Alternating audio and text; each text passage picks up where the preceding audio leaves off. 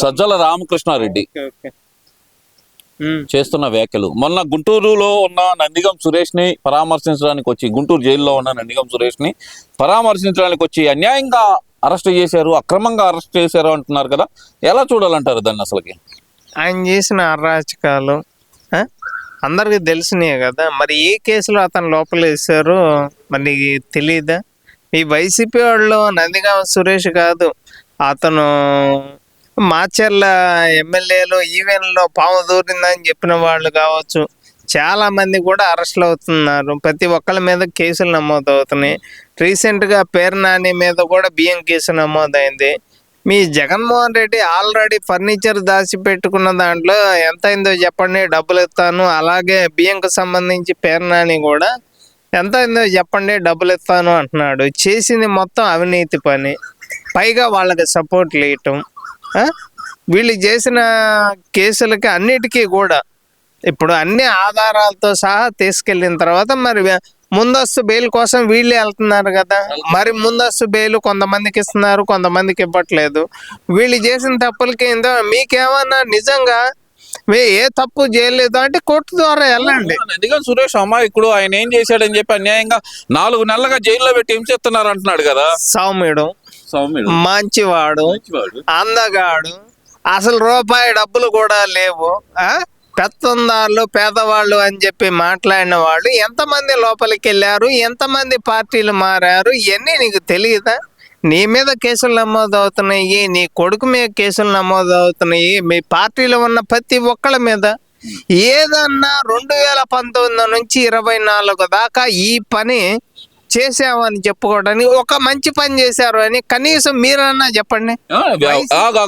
నేను చెబుతా, నేను లెక్క చెబుతా, మీరు చెప్పండి నాకు, చేశాడా చేయలేదా అని. మంచి పని చేయలేదు అంటున్నారా? చెప్పండి.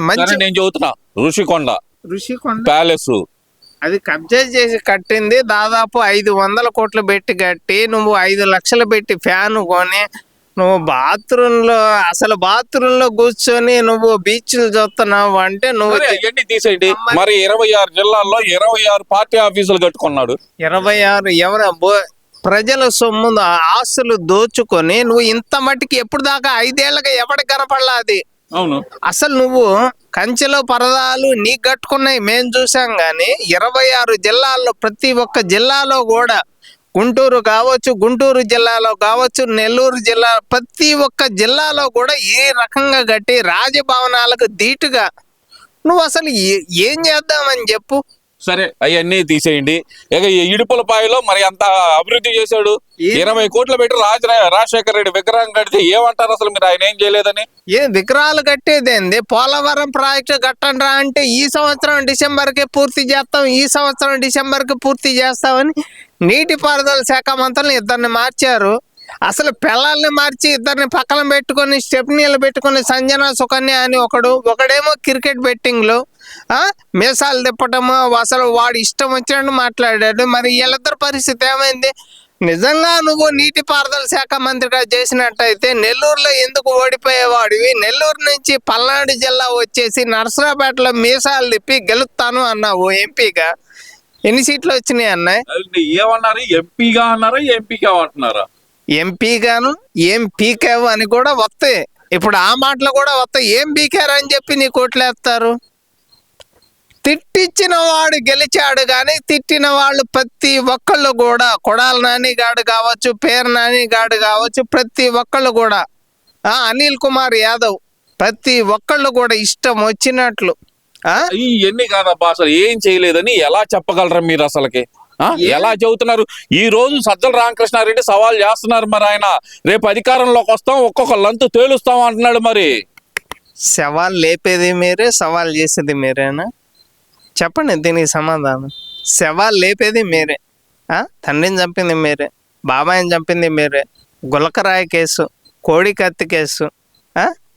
అసలు కోడికత్తి కేసులో ఆ సీను అనే వ్యక్తి లా కూడా పూర్తయింది. నాకు తెలిసి ఇంకో 5 ఏళ్ల తర్వాత ఈసారి జడ్జిగా బయటకు వస్తాడేమో. మరి తప్పులన్నీ మీరు చేసి ఇంకా కవర్ చేసుకుంటున్నారు అంటే ఇంకేం చేయాలి మాకు అర్థం కావట్లేదు. సజ్జల రామకృష్ణారెడ్డి చేస్తున్న సవాల్ని అసలు ఎలా చూడాలి? పులితో ఆడుకోవచ్చు, పులి పంజా కొట్టే దెబ్బ నుంచి ఎవరు తప్పించుకోలేరు అంటున్నారు కదా. మరి సంక్రాంతికి స్టార్ట్ అవుతుంది ఆట. సంక్రాంతికి చెక్కలు చక్రాలు అరిసెలు బూర్లు అన్నీ పెడతాము. కనుమ రోజు చికెన్ పెడతాము, నాన్ వెజ్ ఐటమ్స్ అన్నీ పెడతాము. భోగి మంట రోజు మీ అందరిని వేసి తగలేస్తాము.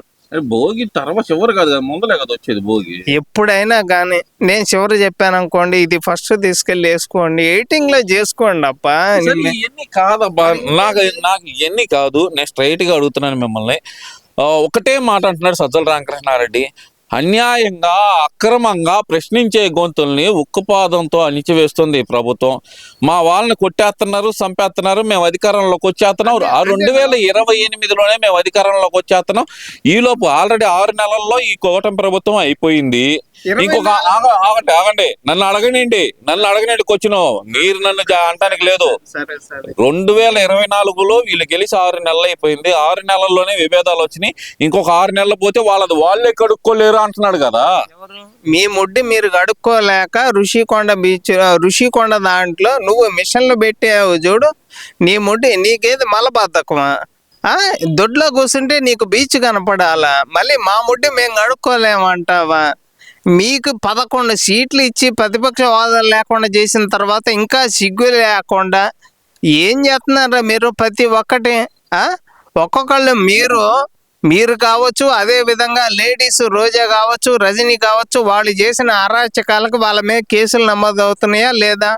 నేను ఇప్పుడు చెప్తున్నా, గుంటూరులో జనని అనే ఒక అమ్మాయి, డిగ్రీ చదువుకునే అమ్మాయి, వాడు నాకు రోజు వీడియోస్ వస్తున్నాయి. అమ్మ, మీ కుటుంబానికి మాత్రం న్యాయం చేసే విధంగా నా వంతుగా నేను పోరాడతాను తల్లి, మీకు మాత్రం న్యాయం జరుగుతుంది. ఏ విధంగా అయితే అదే కేసులో ఉన్న రజనీ కావచ్చు, అప్పిరెడ్డి కావచ్చు, అదే విధంగా నల్లపాడు పోలీసులు కావచ్చు, గుంటూరు జీజీహెచ్లో ఉన్న కొంతమంది డాక్టర్లు, ఈ కేసులో ఎంతమంది అయితే ఆ అమ్మాయి చావుకి కారణమయ్యారో ప్రతి ఒక్కరిని కూడా నేనైతే వదిలిపెట్టనమ్మా.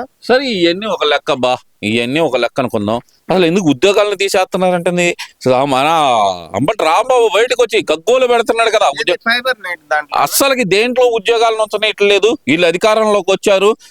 ఒక పక్కన చూస్తే ఏపీ బేవరేజెస్ లో పనిచేస్తున్న రోడ్డు మీద పడేశాడు, మరో పక్కన చూస్తే వాలంటీర్లు రోడ్డు మీద పడేశాడు, ఇప్పుడు చూస్తే ఫైబర్ నెట్ లో వాళ్ళని రోడ్డు మీద పడేస్తున్నాడు. ఉద్యోగాలు ఇవ్వటం చేత కాదు కానీ ఉద్యోగాలు పీకేస్తున్నారు ఏంది మీరు అంటున్నాడు కదా మరి అంబటి రాంబాబు. 5 సంవత్సరాలుగా 2,35,000 జాబ్ క్యాలెండర్లు ఇస్తామని ప్రతి సంవత్సరం జాబ్ క్యాలెండర్ రిలీజ్ చేశారు. ఎక్కడన్నా ఒక జాబ్ అన్నా ఇచ్చారా? 10 లక్షల మంది గవర్నమెంట్ ఉద్యోగస్తులకి జీతాలు ఇచ్చారా? ఉద్యోగస్తుల్ని ఎక్కడగా మీరు డ్యూటీలు చేపించారు? నేను అనేది మద్యం దుకాణాల దగ్గర, సినిమా హాళ్లలో టికెట్లు అమ్మేయటం కానీ ఉద్యోగస్తులు ఏం చేశారు? మీకు ఉద్యోగస్తులు కాదండి, ఇప్పుడు నేను 3 కార్పొరేషన్లు చెప్పానండి మీకు. ఆ 3 వాళ్ళని తీసేశారంట. అసలు ఏంది అసలు మీరు చేసిన తప్పులకి ఆధారాలతో సహా బయట పెట్టి కోర్టులో అసలు వీళ్ళు ఏం చేశారు, ఎంత అవినీతి చేశారు, ప్రజల సొమ్ముని ఏ రకంగా దోచుకున్నారు, ఇంకా పోలీసులు కావచ్చు, గవర్నమెంట్ ఎంప్లాయీస్ కావచ్చు, వీళ్ళ కార్యకర్తలు కావచ్చు, ప్రతి ఒక్కళ్ళు కూడా చేసిన అవినీతికి అన్నీ తీసుకుంటూ పోతుంటే ఎప్పుడు ఎంతమంది అసలు ముందు మేము అనేది జగన్మోహన్ రెడ్డిని లోపల వేస్తే వీళ్ళందరికీ కూడా ఇంకా పులి స్టాప్ పడుతుందని మేమైతే చెప్పగలమండి. అసలు ఈ 3 కార్పొరేషన్లలో ఉద్యోగస్తులను తొలగియటం ఏంటి అని అంటున్నాడు కదా.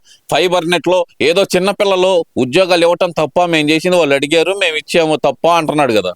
ఇంకా తప్పులన్నీ మీరు చేసిన తప్పులు ఏంటో తెలుసుకునే ఆధారాలతో సహా మీరు ఇంకా మేము తీసేసిన తర్వాత ఎందుకు తీసేశారు అని వెళ్ళి అడగండి. అక్కడ ఆధారాలతో సహా తీసుకొని వెళ్ళి మీ మీద కేసులు కూడా నమోదవుతాయి. ఇంకా తర్వాత మీరు కోర్టులో మాట్లాడాలి తప్పితే బయటకు వచ్చి మాట్లాడేది ఏం లేదు. కోర్టులో జడ్జి గారితో చెప్పుకోవాలి మీరు చేసిన తప్పులేంది, గత 5 సంవత్సరాలుగా ఫైబర్ నెట్ దాంట్లో ఎంత అవినీతి జరిగింది, ఎన్ని వేల కోట్లు, 2,160 కోట్లు పందికొక్కులు తిన్నారు.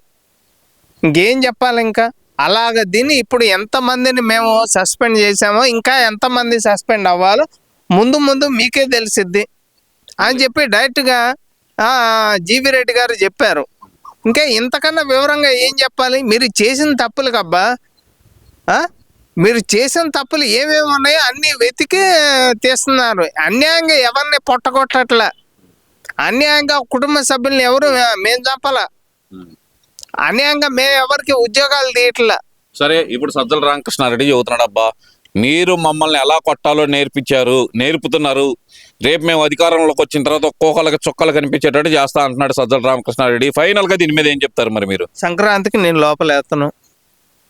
సంక్రాంతికి నువ్వు చేసిన అరాచకాలకి నిన్ను నీ కొడుకుని ఒకే జైల్లో, నిన్ను నీ కొడుకుని జగన్మోహన్ రెడ్డిని, పెద్దిరెడ్డిని, భూమన కరుణాకర్ రెడ్డిని, చెవిరెడ్డిని, వీళ్ళు చేసిన అరాచకాలకి అందరినీ లోపలేస్తాను.